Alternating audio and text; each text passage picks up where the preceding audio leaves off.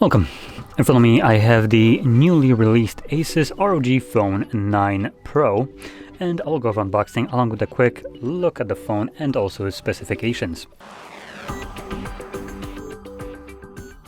Now, before I actually unbox it, I do want to point out one thing which got me confused, and you might be thinking it too if you can see, if you've already seen it. The only thing here is the ROG Phone 9. Nowhere does it say Pro, and even furthermore, in a funny kind of aspect, in terms of the model number, it says ASUS AI2501, and this one has a C. This one is also AI2101, but it's B, 2501. Apart from the letter difference, there is nowhere mentioned that this is the Pro. The only thing you can see, which could also equate to the C and B difference, is the RAM and storage capability of this device, as I assume that the non-Pro would also have these options, but I don't know. But on the front of the box, nowhere is it mentioning that this is the Pro version. Could be that the box is kind of selling it from the get-go, but you know, I had to actually check it out myself because I was kind of confused if I got the two same phones and one just comes with like additional accessories and one doesn't. But in any case, let's just pop it open. So we do have magnetic little attachments right here. That's pretty cool. You flip it up, the phone actually kind of lifts up. You can see this right here. Anyway, let's just take that out. Boy, is it chilly. Now, it literally just arrived, so if you see some kind of like weirdness happening on it, like with the what you call it, basically where you have some kind of like moisture forming on here, it's because of the temperature difference. This was in like negative couple degrees right now, as it literally just came in, and right now it's pretty warm, so it's gonna start fogging up basically. Anyway, let's put it up, and under here, if I flip this up, we have our braided cable. It's going to be a Type-C to Type-C cable. Then we get the charger itself, also fogging up a bit.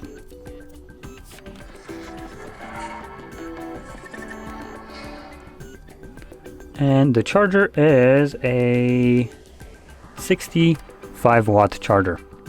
Pretty decent charger included in the box. Then right here we get, looks like we get a case, some paperwork. We'll just take out the case itself only.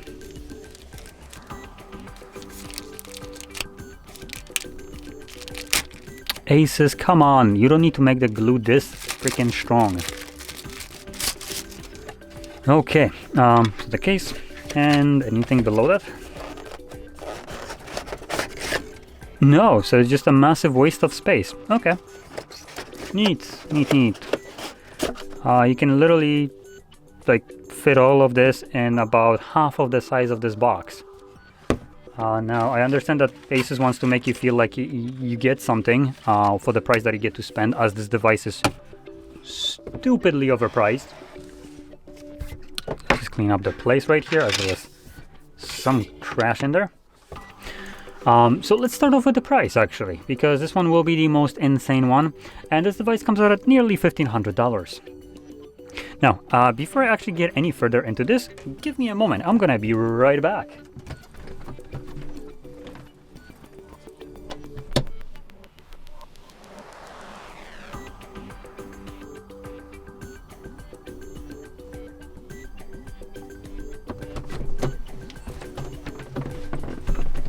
Okay, I'm back. So, I went for another device, which I'm going to show up in a moment after I talk about this one, but it's going to be a basically kind of side-by-side comparison of what you get for half the price.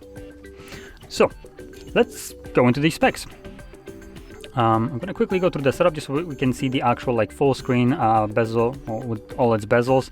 As with the black background, you can't really tell what the actual bezels are here. But the display in here is a 6.78-inch display. It's a 1080 by 2400 pixels, so basically a 1080p resolution display. LTPO AMOLED display, 1 billion colors, and a whopping 185 hertz refresh rate. Now, an absolute overkill, to be completely honest. You don't need 185 frames per second. I do understand that this is kind of like a marketing gimmick, but truth be told, for the typical kind of usability, it's absolutely redundant. And even most games won't even allow you to kind of run this kind of resolution, as they are usually locked to max 120 hertz. So, like I said, just basically a gimmick that is redundant here. Actually, there was a skip. I just want to get to the home screen. Please let me get to the home screen.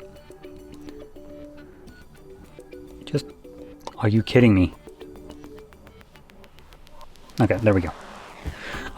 So now I can go in here and show you the bezels by actually going into the settings, display, and where is the dark mode?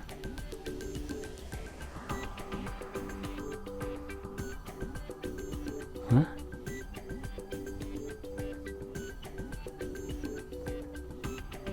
It's not this, right? No.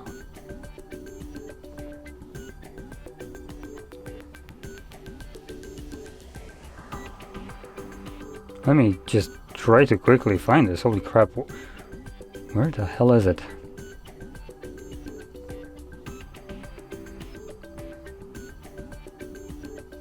There we go.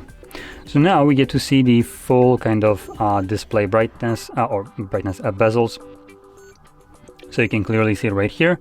And the bezels are pretty minimal. They're nothing like super outstanding, but they are decent, I would say. And to put it decent into an actual number, this is an 88.2% screen to body ratio with a pixel density of 388 pixels per inch. And the front glass right here is a Corner Gorilla Glass Victus 2. So here's our display, and by all means this is a superb display. I don't want to downplay this. It's a fantastic display. The 188 hertz refresh rate is just going to be just an absolute overkill right here, but if you really want to have that just insane smoothness, you can obviously utilize it. Now by default, I doubt this device is running it out of the box at 180 something frames, but let's just quickly check under the... Again, where the hell is the refresh rate? Power button, system navigation, front camera, status bar. Why is there so much shit but nothing that actually refers to the thing that I'm looking for under the display section? Smart screen on, low brightness, splendid. There we go. Oh, interesting. Interesting. The 185 Hz rate can only be enabled in Game Genie while playing mobile games. So that is absolutely stupid. Now let me explain this. So most games will have their own frame rates where you need to enable them in settings. For instance, Genshin Impact, if you have a decent phone and it's actually like supported by it, it needs to also be supported. It's not like you can just turn it on at whim. Allows you to go up to 120 Hz refresh rate. So even though you have 185 Hz, you won't be able to utilize it, assuming Genshin Impact doesn't implement it. But considering how long it took them to give the Android users 120 compared to the Apple that got it like right away, I wouldn't hold my breath here. I haven't checked it, but I doubt it's available. And probably 185 will never be there, as it's just this is, I think, the only phone that at the moment has this kind of refresh rate. And furthermore, you can't even use it on the home screen. It's literally locked into just games, and games need to allow you to use it, completely making it pointless. Let's continue on. Next will be the camera setup. Now the camera setup right here with the main sensor is a 50 megapixel f1.9 aperture 24mm wide lens. Then we've got a 32 megapixel f2.4 aperture telephoto and 13 megapixel f2.2 aperture 13mm 120 degree ultra wide lens. With those cameras, you can record videos up to 8K at 30 frames, and 4K gets you 60 plus 120 slow motion, and 1080p does the same thing plus up to 240 frames per second of slow motion. And the 720p goes to 480 frames per second of slow motion. And that also supports HDR10+. Now, if we flip it over to the front, we have a 32 megapixel f1.5 aperture 22mm wide lens that does a measly 1080p at 30 frames. Wow, that is insanely disappointing. I actually forgot to mention a couple things about the display. So I will go back to this just briefly. Apart from the refresh rate, we have HDR10, not 10 plus, so it's not certified. Apparently, when you're paying $1,500 for a device, ASUS decided, no, screw that certification, it will cost us money. We're just gonna fleece you out of your money, but we will not get the certification because screw that. So yeah, there's no certification, but the device is well and capable of basically being certified, as it boasted 2500 nits peak brightness. So it was just a lazy design, or more a marketing design, to not get that, as it would cost them money. I want to make you have that like sink in. Device that costs $1,500 decides that it would be too much to get a certification.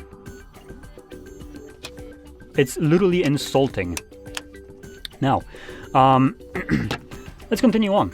So, in terms of the battery, even though this device is chunky, we have a pretty measly battery for current standards. This is a 5800 milliampere battery. For current standards, we are now popping like 6000 milliamps, and gaming devices have 7000, which I'm going to show in a second. Now, outside of that, it also supports 65 watts of wired charging and 15 watts of wireless charging. The wired charging is good. It's not as good as some other options, which at $1,500 you would expect to have everything maxed up out here. I wouldn't expect anything less for this price. And we don't have that here. Now, in terms of the processor and everything else here internally, we have a Snapdragon 8 Elite, the best processor right now for Android, the highest model, starting from 16 gigabytes of RAM and half a terabyte of storage. If I can actually find the... where is it? Oh, there we go. So 512 and 16 gigs of storage, and the other option, the only other option, is 1 terabyte of storage and 24 gigabytes of RAM.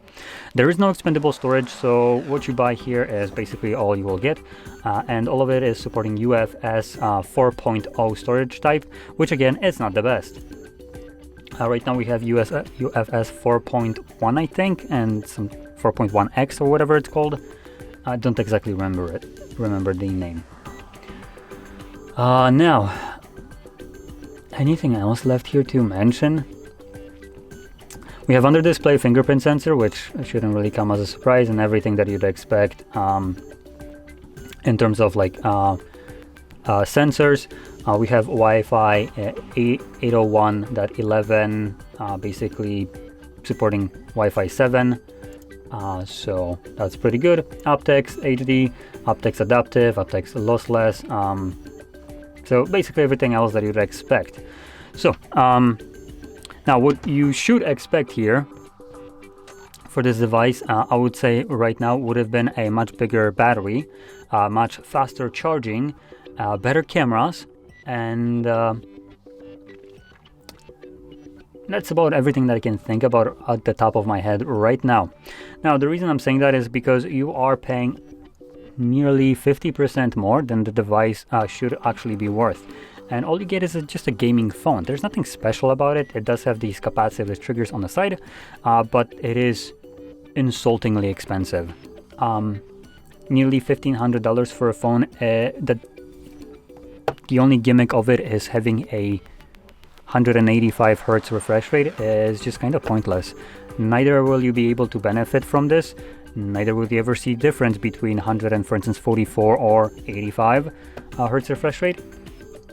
And the things that you would see a difference in terms of cameras, obviously these are gaming devices, so they suffer through that. Though we do have 50 megapixel wide sensor here as a main camera, which should do a pretty decent job, but still it's nothing like super good. The only thing other here that is kind of like a benefit to a gaming phone is the fact that it comes with a USB-C that is on a side right here. So when you're gaming like this, you can just have it plugged from the bottom. The cable isn't getting in your way somewhere here. And we also have headphone jack.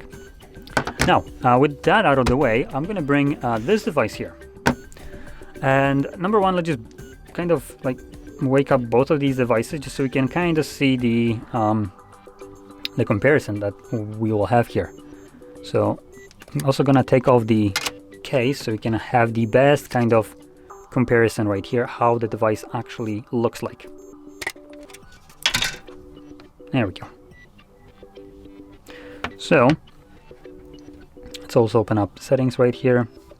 Now, don't pay attention to the font size. This is just kind of for the recording purposes, this big. But there we go. So here we have a side-by-side two devices. One is costing literally half the price, if not even less. And what you get for that is also the same kind of processor. Actually, I'm gonna literally bring this up just so I have all the specs. Okay. This is also the weaker version, I want to point out. There are more spec'd out versions. So this comes with 12 gigs of RAM instead of the 16. Snapdragon 8 Elite, same.